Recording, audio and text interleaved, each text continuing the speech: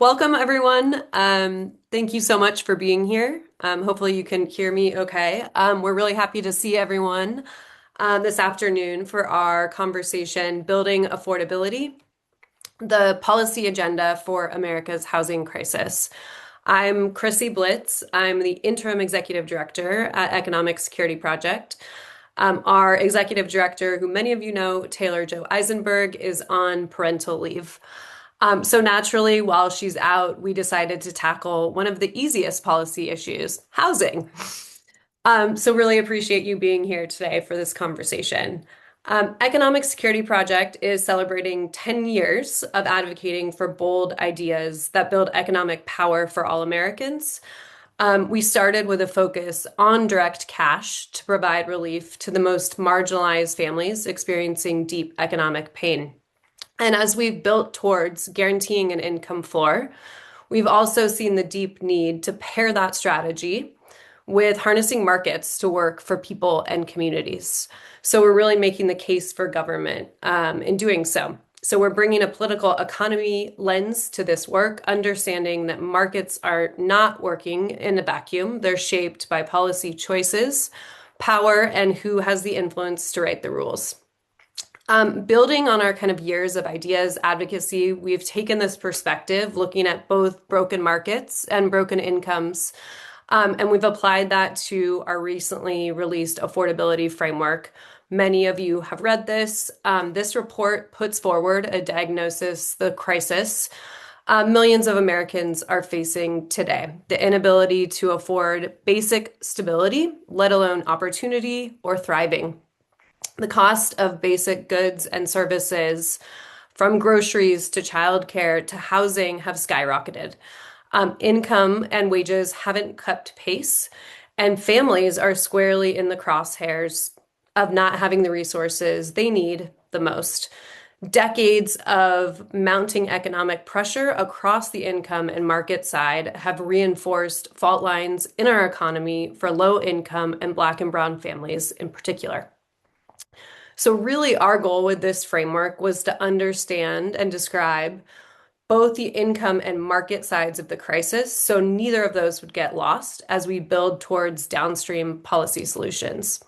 So over the next year, you'll be hearing from us. We're going to release a series of deep dive policy agendas across key sectors. We're starting here today with housing, and then we're going to continue with healthcare, families, and wages.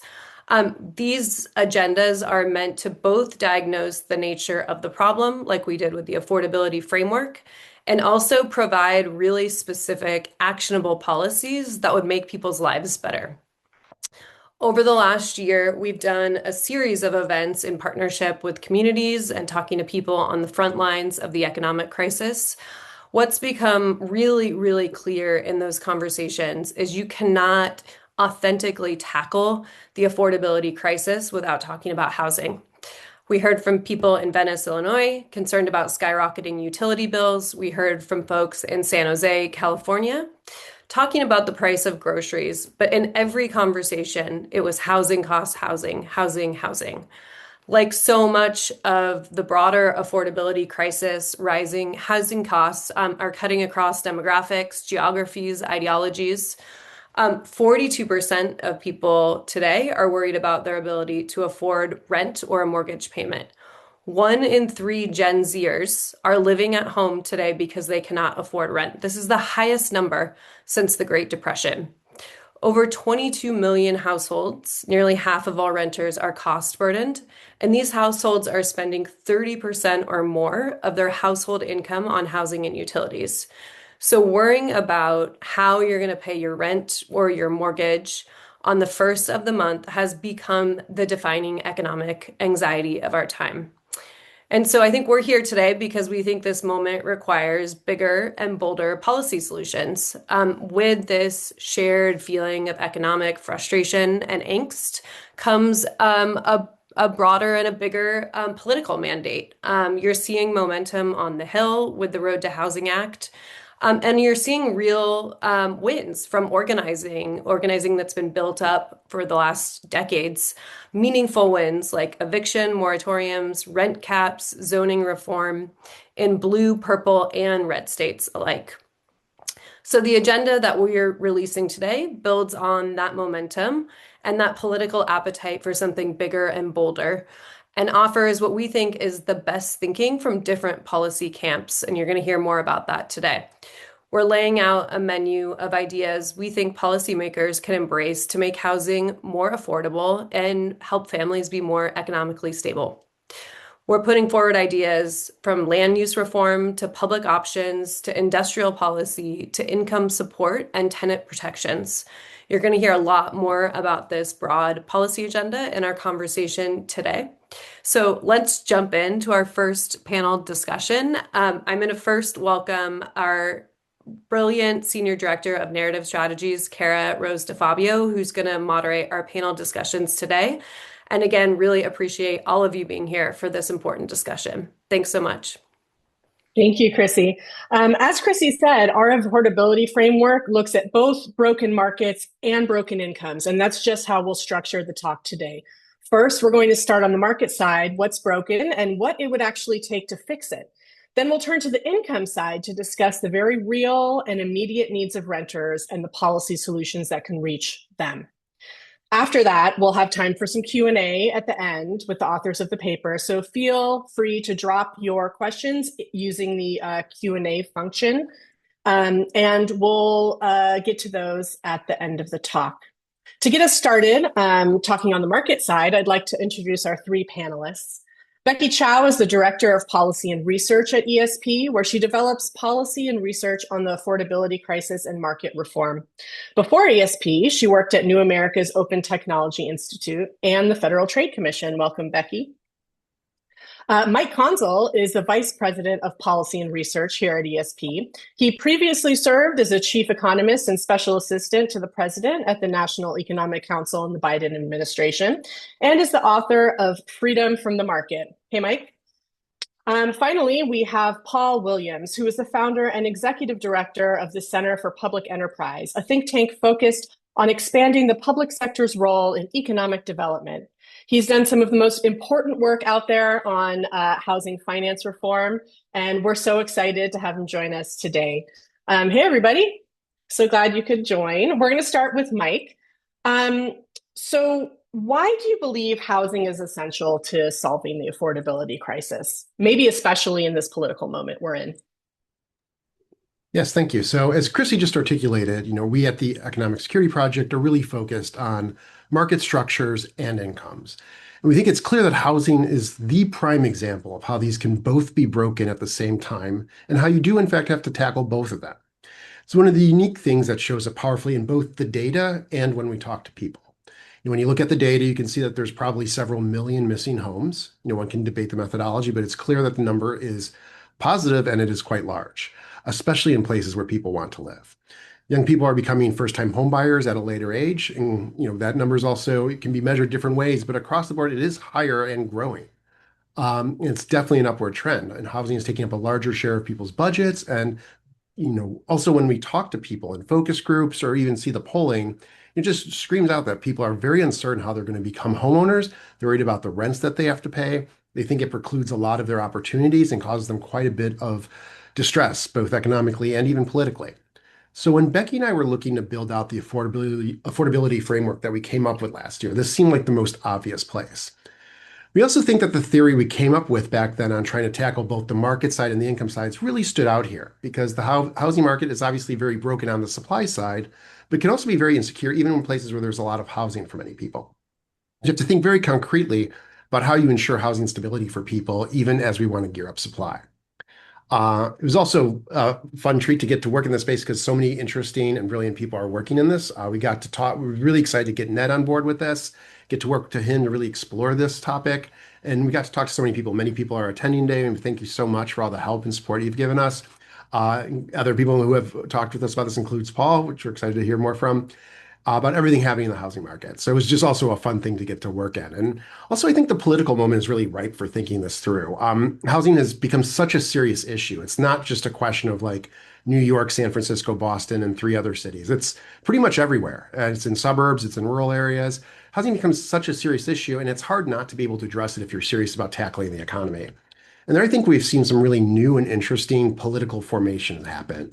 A year ago, I don't think anyone would have anticipated New York Mayor Mamdani winning, and also the way he's approaching housing. When I was just listening to speeches over the last couple of weeks as he's unveiled his housing policy, he doesn't just say supply. He talks about Auckland, New Zealand, and Minneapolis and Austin, these very notable, yes, in my backyard touchstones where there's been major successes.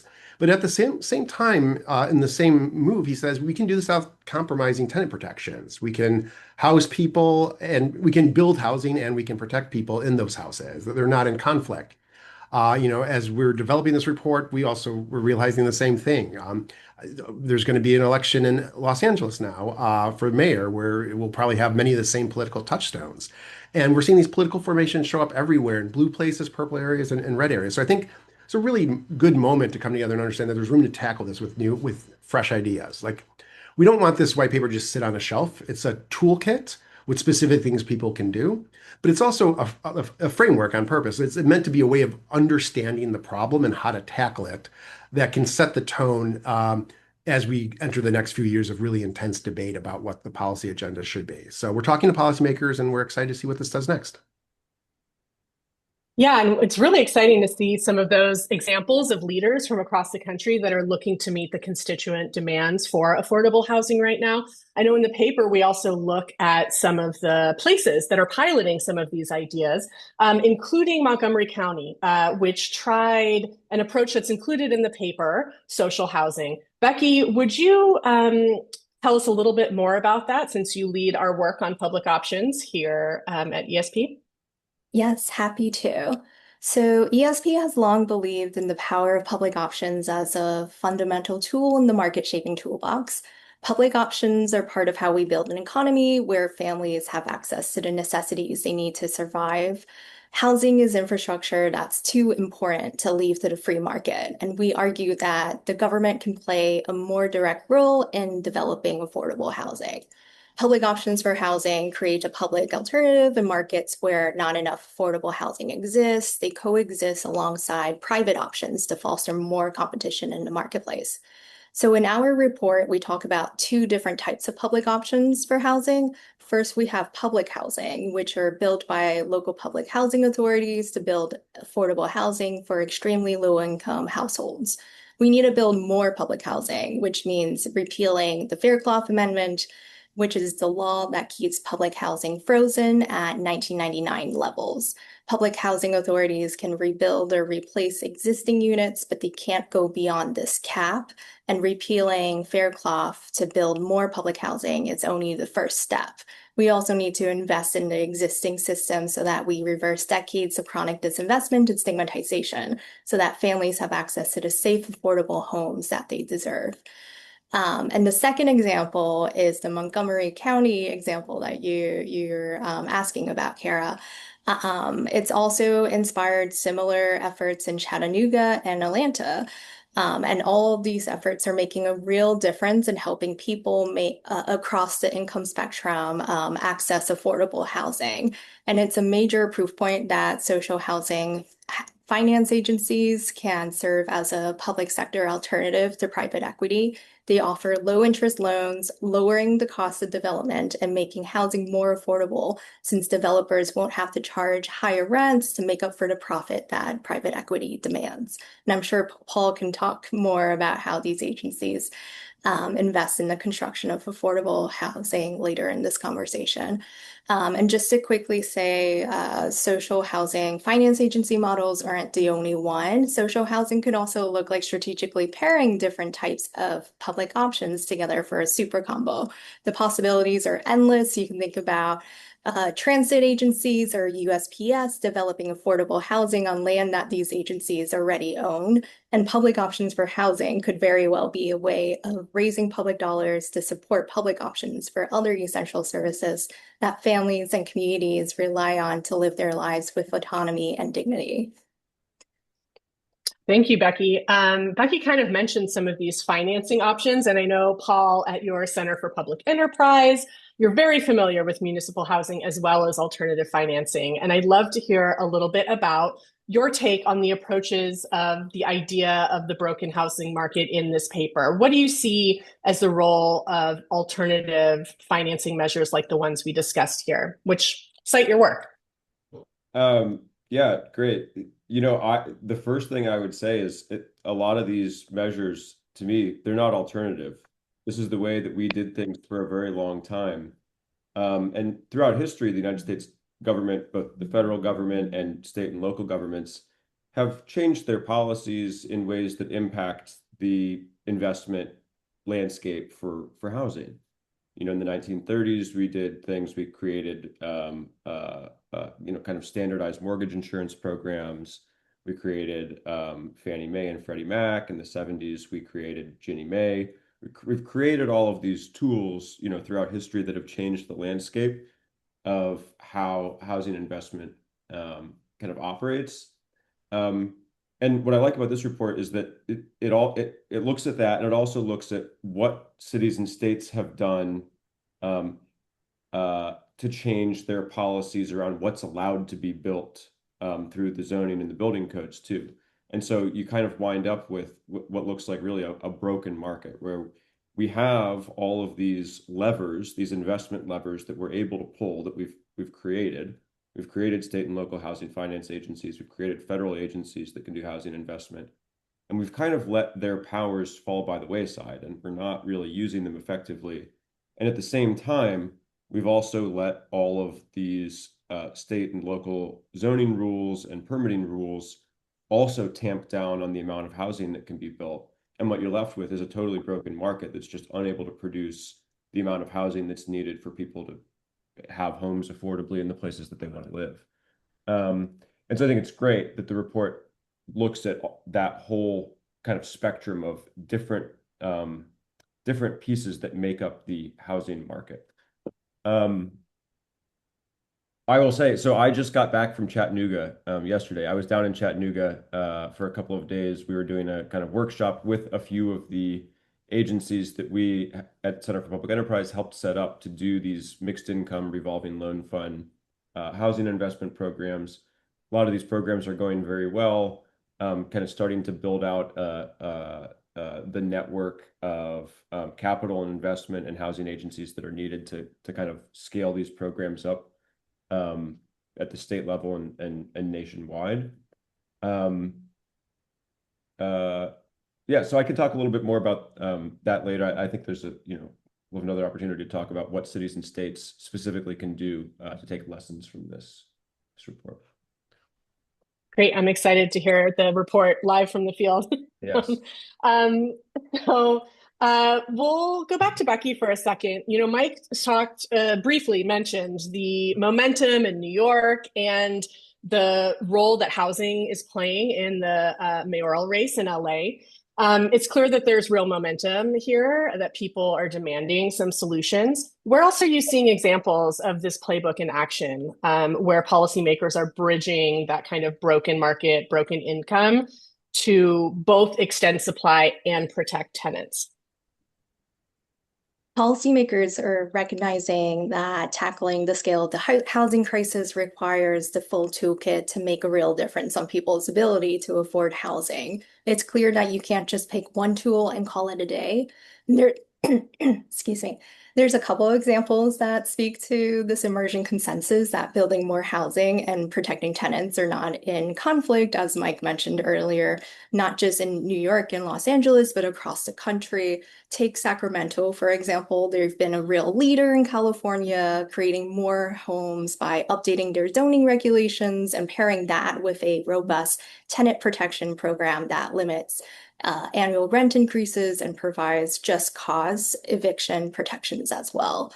And they ended up taking their housing production from just a few hundred homes each year to a few thousand while giving renters much needed stability. Minneapolis is another example. It's one of the first cities to get rid of single family zoning entirely. And tenants in the state also have an explicit right to organize and establish tenant unions. And the strain that people are feeling about rising housing costs isn't just bad luck, it's the consequence of policy choices that got us here, but we can make different ones. Places like Boston, Minneapolis, Montgomery County didn't bring down housing costs by discovering a magic formula. They started to fix broken markets and broken incomes by building more housing, protecting tenants, and leveraging government's direct role as a developer of affordable housing. And each one of these levers play a critical role in affordability toolkit to address the housing crisis. These policies work and we need to do more of them. And we're excited to see local electeds like Mayor Mamdani recognize that building more homes and protecting renters are not in conflict, but actually complementary. It reinforces the importance of the approach that we've laid out in our report. And we hope that more policymakers can pull from the policy menu that we've outlined to pick the tools that best address the housing crisis in their local context so that they can pair solutions that address broken markets and broken incomes together. We can see how tenant protections and the suite of income interventions are places where we can provide people with immediate relief while we wait for more housing to come online, which can be a longer term process. And it's important that while we do everything we can to speed up those processes and make it easier to build more homes, we must at the same time ensure that people can stay at their current homes in the meantime, and leaders can build the trust of their constituents as they invest and build. Fantastic. So at the level of the city, I'm curious to hear from you, Paul, a little bit more about Chattanooga or anywhere else where you think, like, what do you think that the state and local governments can really take from this report to run with? Yeah, I think for a lot of states, the first and easiest thing for them to tackle are the things that don't require appropriations from them. And so the first things on in the report are some of the zoning and permitting reforms, and those are really kind of low-hanging fruit for state and local governments, right? Where they can look at their zoning code and say, oh, we don't even allow duplexes anywhere in these neighborhoods. That's wild, right? We can just change that law. It doesn't cost us any money to change that. And then, as time goes by, more housing is going to get built, as a result of making changes like that. So that's a really easy one for cities and states to do. I mean, sometimes the politics can be challenging, but as we've all noted, the politics are starting to shift, and it's starting to become it's really starting to become kind of mainstream progressive. Like, this is all part of the housing agenda to make housing more affordable, and that's really exciting.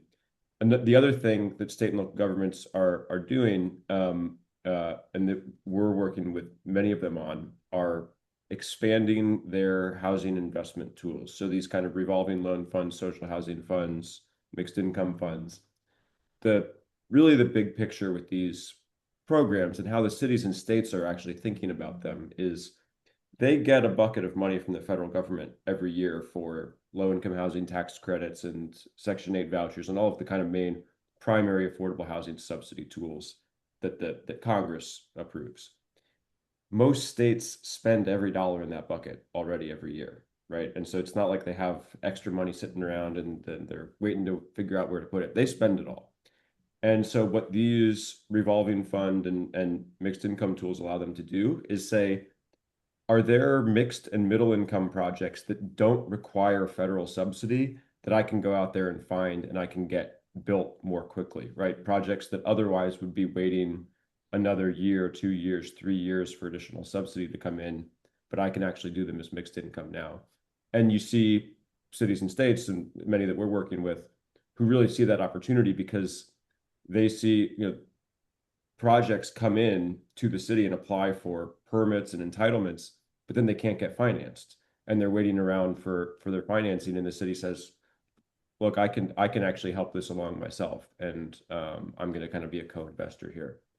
And so I think, we'll see more and more cities and states taking advantage of that kind of opportunity and get more housing built that way as more places get more comfortable with it. So. I love that strategic kind of lens to the menu, the toolkit here about like where we can act now, what we can maybe do without needing to raise anything, and where we can kind of flex the power that we already have while we build more political power. So Mike, last question here for this section of the panel. There's a lot of political buzz around the idea of abundance. And I wanted to just take a moment to hear from you. How does this report fit into that moment? Yeah. Sometimes it's good to place things in a landscape relative to other things. And I think this report pulls from the major camps of thought around housing, across the board. We talked to a lot of people when we were thinking this through. When it comes to the abundance movement, which can mean a lot of things to different people, but this paper takes the yes in my backyard, the YIMBY arguments, which I think is one important pillar of what people do in abundance, very seriously. And I think it goes further and really tries to like address building codes, which I think can make a really big difference, and really wants to make sure that that's part of the overall agenda. But I think there's two challenges it would make for the abundance movement. And the first is that supply is so important that we can also go further in building housing. This is what we just talked about, but there are public options in housing, like my colleague Becky just discussed, which are also easier if we tackle the cost of building housing and getting building codes right and zoning and so forth. With supply so important, we can also tackle financing. Thinking about when Paul was just talking, in their review of their book Abundance 1 year later, the writers Ezra Klein and Derek Thompson both noted that financing was like a big question mark for them, something they wish they had put in there. It's like the next choke point after the zoning part. And that's why I think there's been an amazing amount of proposals from Paul and his team at the Center on Public Enterprise, Chris Hughes and Aaron Klein at Brookings, researchers at the Groundwork Collaborative. They've all been putting that much more forward. I think it's been very interesting to see that become more central. And our paper gives an overview of that as well. The other challenge I think that this report would have for abundance is to say that you have to take the income side seriously as well. Even if housing markets are working well, there are going to be people who could experience a lot of economic insecurity, which has real consequences for both them and their communities. And that's not a nice to have. Once you get all the other things you want, they have to move together. They are both part of the same problem that we're trying to challenge. And so that's why we're really proud to have a section that tackles both the market side and the income side in our report and in this panel, which I think is coming next. Great segue. Thank you guys so much. We're going to transition to talking a little bit more about the income side of the paper. Before I introduce our panelists there, I just want to remind you that you can use the Q&A function to submit any questions. We'll be addressing those at the end. So now I would like to welcome Shafeka Hashash, who is the Director of Cash Initiatives here at Economic Security Project, where she works to move guaranteed income from pilots to policy. She comes to this work as a community organizer with a track record of campaigns on labor rights and economic security. Welcome, Shafeka. And also Ned Resnikoff, who is a writer, researcher, and independent urban policy consultant and a fellow at the Roosevelt Institute. He previously served as policy director for California YIMBY and has spent his career focused on housing and homelessness policy. His forthcoming book, Build or Die: How America is Suffocating Its Cities and What to Do About It, is out December 8th, and I believe available for pre-order now. Welcome, both of you. I'm going to start here. I'm going to start with Ned. There's a lot of interest in the supply side right now. And building more housing, obviously, we need to do that. It's critical. But this report also insists on looking at incomes. Why is it important that we included that? We heard a little bit from Mike on his perspective, but I'd love to hear yours as well. Yeah, thanks for that question. And for those watching at home, just a point of clarification, Mike and I are, in fact, different bald white men. So even though I'm going to be echoing some of what he said, I'm actually a different person making some of the same points.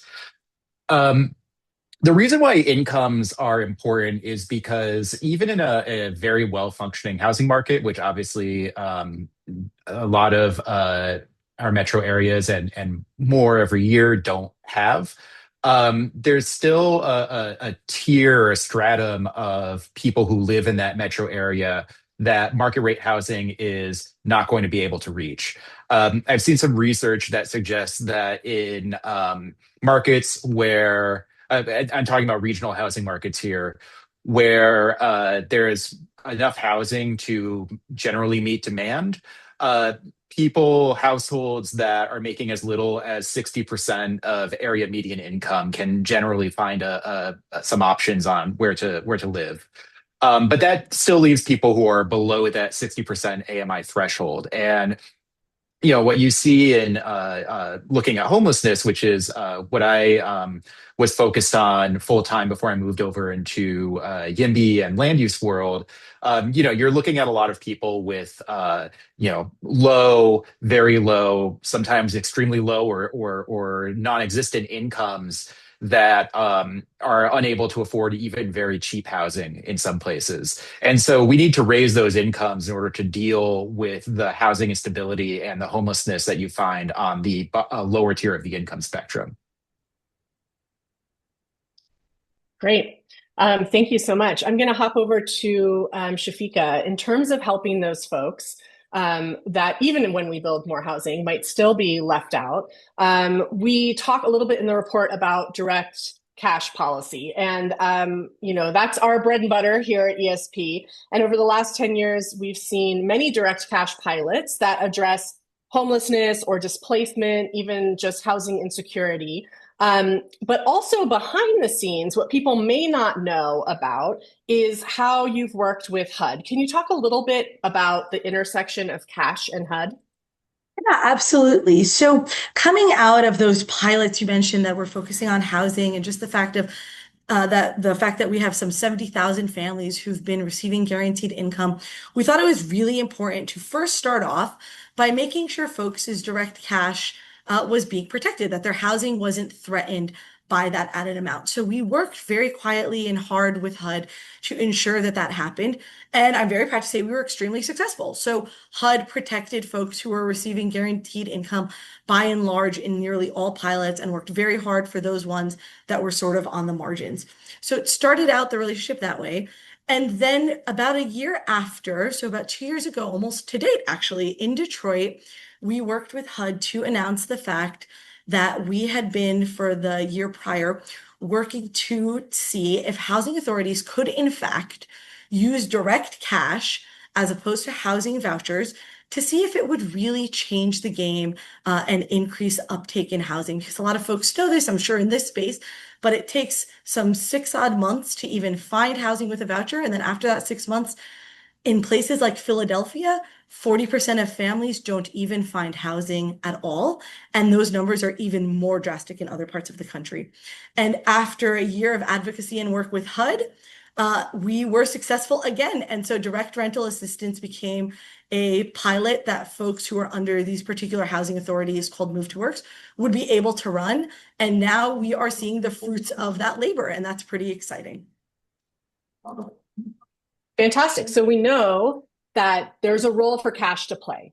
The other thing, though, that the paper addresses on this income side is the tenant protection. So kind of protecting the income that people already have, specifically around eviction limits and rent stabilization. Ned, can you tell us on why you landed on those specific interventions in the paper, and perhaps even what you would say to people who might think that tenant protections are at odds with supply goals?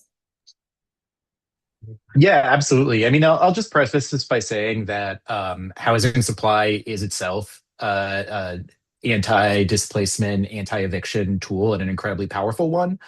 But that doesn't mean that, as with income supports and public investment in housing, that we don't need some sort of supplement to those rules. It is the case that poorly designed tenant protections, and in particular poorly designed rent control rules, can discourage housing production and have the perverse consequence of therefore driving up housing costs pretty dramatically. But there are ways to design rent stabilization rules to minimize that risk. And that's what we recommend in this report, that you, for one thing, have rolling rent stabilization. So it only kicks in for older units, meaning that it's less likely to have a significant impact on the assessment of builders and lenders about the potential revenue that they can get from building a new building. And then also having vacancy decontrol so that you can reset the unit to market rate after a tenant vacates the apartment. Um, so those are things that really kind of mitigate the potential trade-offs and make it more of something that is complementary with housing supply.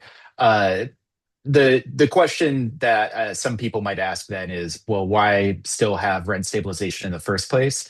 Um, it's not really an affordability strategy because it doesn't drive down the cost of housing. That's what more supply is for. But what it can do is insulate existing renters against sudden price shocks. And I think this is really important, especially in cities that are prone to climate disasters that could destroy a lot of housing, which many cities in the United States and many high cost cities are, as we've seen recently, unfortunately, in Los Angeles.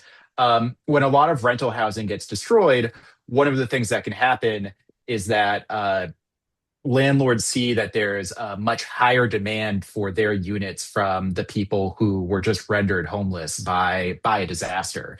And so that gives them a strong incentive to raise their rents through the roof and try and push out their existing tenants. And that's something that, given that these severe disasters are becoming more frequent, you really want to insulate people against so that you're not creating this sort of second order homelessness from the initial destruction of housing.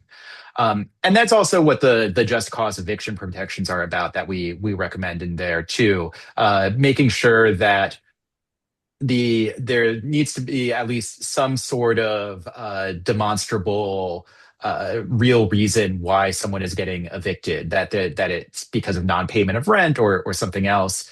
All of these proposals have some holes in them. Any individual proposal is going to have some gaps in it. For example, there's a real problem with informal evictions that can be very hard to track. But part of what we're trying to do here is layer things on top of each other so that you're catching people, as many people as possible, before they fall through the cracks. Yeah, we definitely have seen the power of cash as a tool for resiliency here at ESP in moments of shock. I want to go back to Shafeka for a second because I want to talk a little bit, just spend a little bit of time to tell people about some of the innovations that are happening across the country in this space. How are people innovating around cash and housing right now? I really teased it saying there were innovations and then not naming them. But folks might think it's shocking, but even under this current administration, these innovations have been completely allowed and continue to go through. So you have a place like Philadelphia, which straight used cash over the voucher and had 100% of folks housed over at its best, the 75% that the voucher was performing. In a place like Yakima, they did something totally different, and some may or may not know, but you can actually, in places, use a housing choice voucher for home ownership. And that is what people wanted. And so in Yakima, they've removed the barriers. Instead of it being a voucher and these restrictive ways of home ownership, they just gave folks the cash and are piloting that for home ownership over the next few years. And then in Montgomery County, Maryland, so we're really spanning the country, you're having folks who are right on that cliff of losing their voucher, who are far too afraid to take that better paying job because their fear of having their housing pulled from under them. They're instead using cash as the supplement instead of the voucher and giving that runway for families because families don't want to have their hands tied by housing restrictions forever. They want to have that economic stability and that economic mobility. And we're seeing that cash is giving housing authorities use of their public dollars to actually do that with really profound outcomes. Fantastic. Well, thanks to both of you here. I think we're going to start with the question. So I'm going to give you guys just one more second to submit any more questions.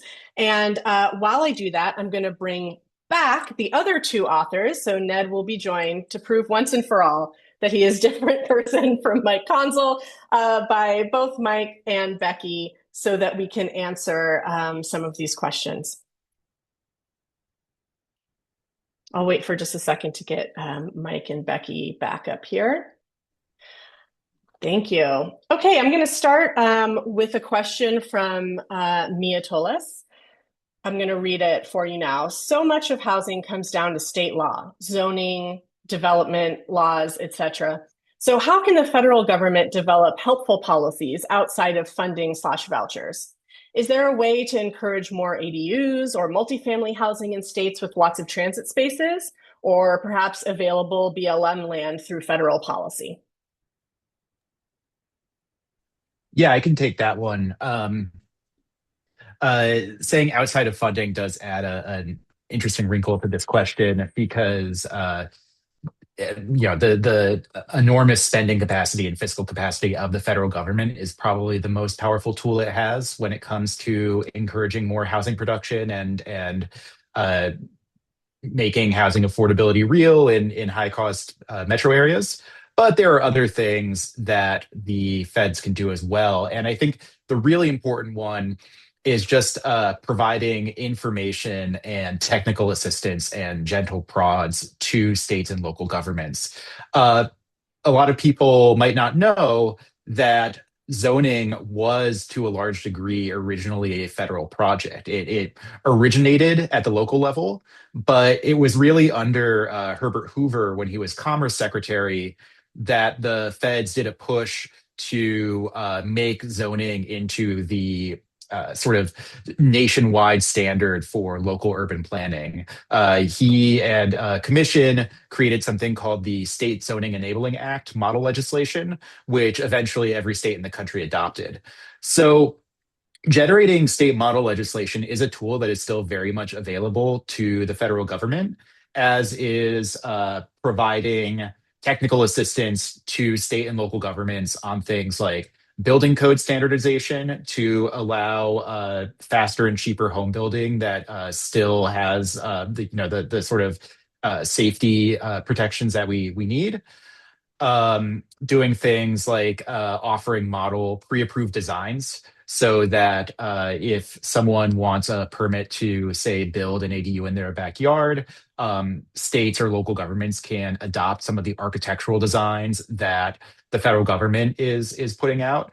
There are a lot of different ways to do that, and I think one thing that I would encourage federal policymakers to be thinking about always is just this question of how do we facilitate implementation of the housing policies we know work on the state and local level, even in the absence of financial incentives.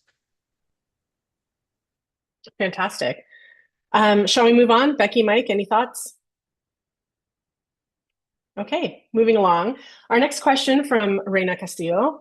If we're able to move forward direct cash assistance for extremely low income groups on a larger scale, how do we mitigate a housing response from landlords that increases rents as the demand, aka people who can now afford those units, from subsequently driving up rents? I'll give it a quick thing. So this is one reason we view the market side, the supply side, and the demand income side as being very much together, right? So the best insurance against it is getting more housing into the marketplace. We think that's quite important to move with it. Second, our report talks through, one thing we talked to a lot of different people on the housing choice vouchers as cash policy, which obviously as was discussed as pilots. And there's cases in which it might be better to have a voucher, cases where it might be better than it has cash. But in general, we think if you have cash, you have more options for landlords. You have greater geographic diversity in where you can bring it. You have a little bit more power because it rests with you. So you have a little bit more power in negotiating with landlords. We were talking to some tenant organizers who think a lot about rent strikes, and they were like, "Oh yeah, that would be very helpful for a rent strike." Which it's like, "Oh yeah, of course," because suddenly you have more power in a relationship. It's not an end all and be all. Obviously, landlords would still see it as part of income screening. Obviously, there are some people who particularly would benefit from the structure of the way that the voucher works, people with really long-term needs here. But we do think that that combination together can help mitigate some of those problems. Well, also, Fantastic. Oh, Becky, please go ahead. yeah, I'll also just quickly add that this question really shows that there's no one magic silver bullet as much as we wish there were. Each of these tenants, zoning, public options, financing to increase supply, and tenant protections and cash on the broken income side really go hand in hand and all together play a key role in helping families access more affordable housing. Thank you. Our next question from Amy Littleton. Really appreciate the comments on how rent control isn't anti-YIMBY. I heard Malcolm Gladwell the other day say he's proudly YIMBY, which means anti-rent control, and I got sad. How can we as advocates in our local communities spread the word that these things aren't opposing thoughts? I can jump in here. I think there is an important nuance here, right? Which is that well-designed rent stabilization, or if you prefer rent control policies, can be effective without seriously impacting production. But there are a lot of really poorly designed rent control policies out there. And so I find that the thing that's most useful is to just get beyond this sort of rent control good, rent control bad binary and really start digging into the details of what specifically you're trying to do. And it may be that different housing markets have different needs in that regard, but I think really talking about the really talking about the details is important, and that also kind of helps break down some of those, I think, rigid ideological battle lines when it comes to these issues. I think there's also a political timing thing when we're talking about this because supply can take a long time to come online. Um, some of the solutions are more pointed than others and have a much clearer sense of what's going to happen.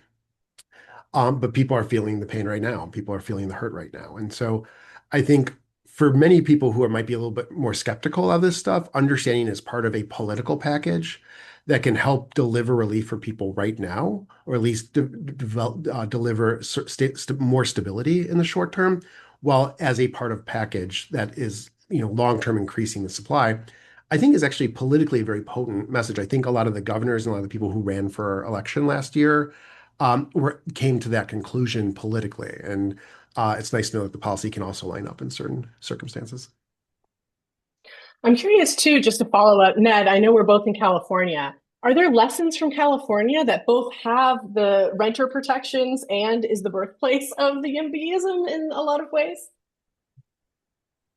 Yeah, so with regard to rent stabilization and just cause evictions, our approach in the report is modeled after something California actually did. And this was a piece of legislation that was supported both by traditional tenant rights groups and YIMBY organizations. It was called AB 1482, or the Tenant Protection Act.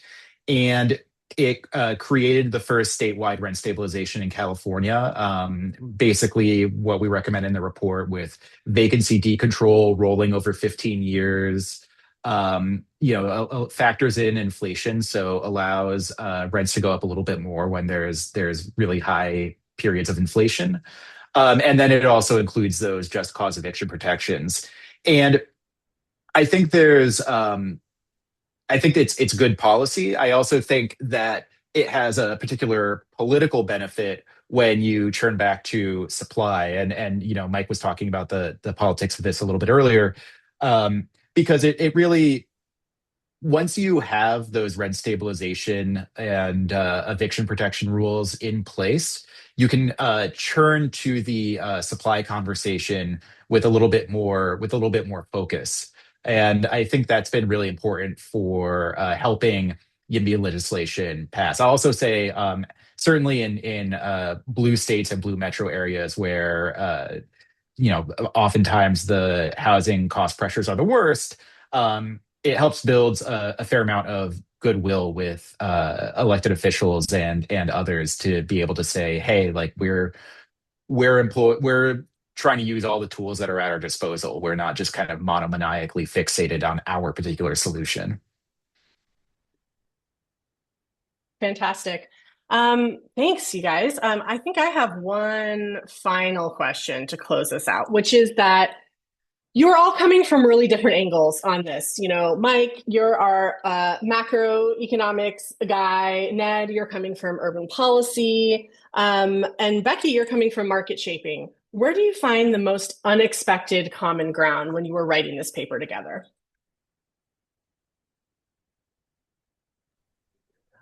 That's a good question. I'll start by just answering a different question, but and then try to see if I can route back to it. But from a macro point of view, having spent a lot of time sweating the big inflation waves of the last 6 years, our housing markets were not ready for it. The huge shock of just everything, but in particular pointing out that the largest cohort of people who are now about 35 to 38, the kind of middle millennials, entering into a period in which they would have been buying housing. A housing market was obviously not elastic enough to absorb that.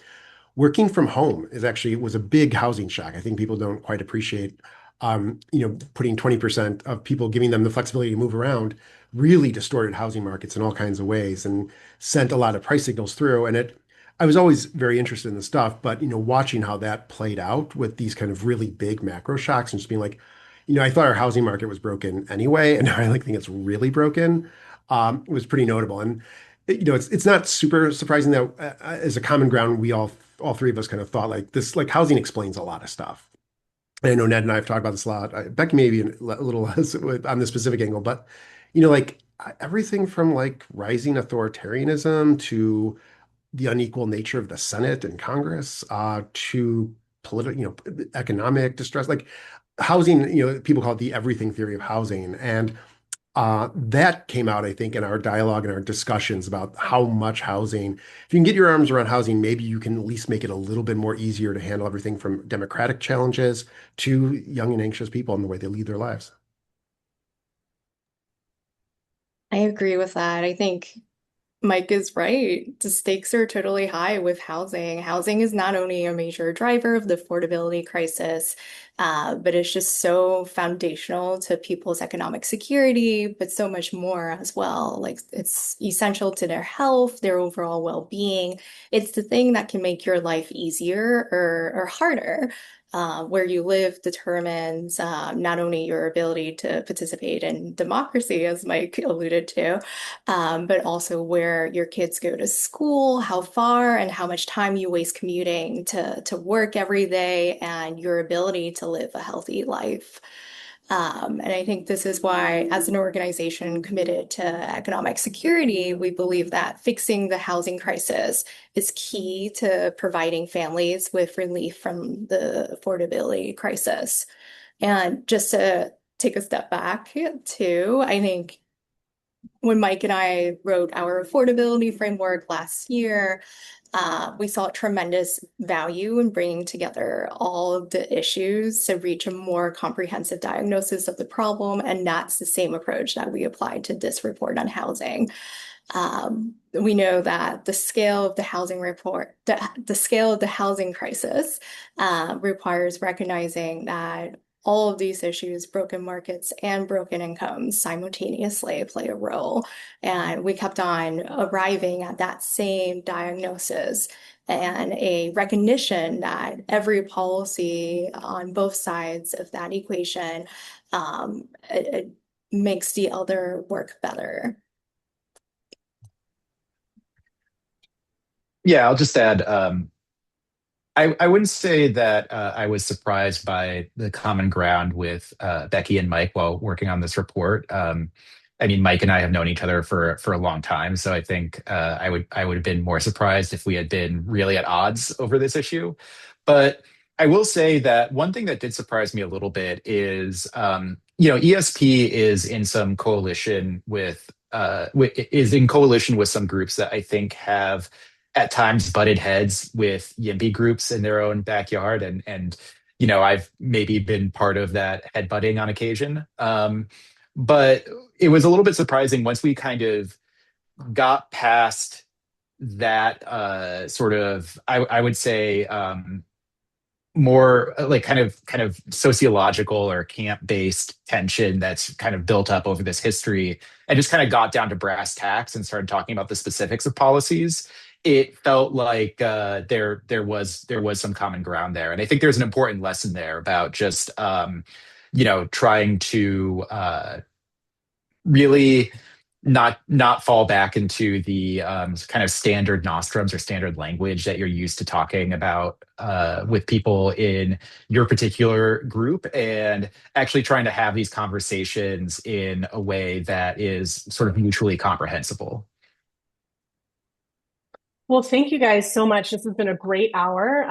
So glad to share it with you. Thank you to Chrissy, Mike, Becky, Paul, Ned, and Shafeka for such an urgent conversation today. Our real hope is that this paper will spark new conversations about the range of tools available to lawmakers as they seek to deliver on the clear mandate for more affordable housing. Thank you so much for joining us. You can find us online. We hope to see you at future events.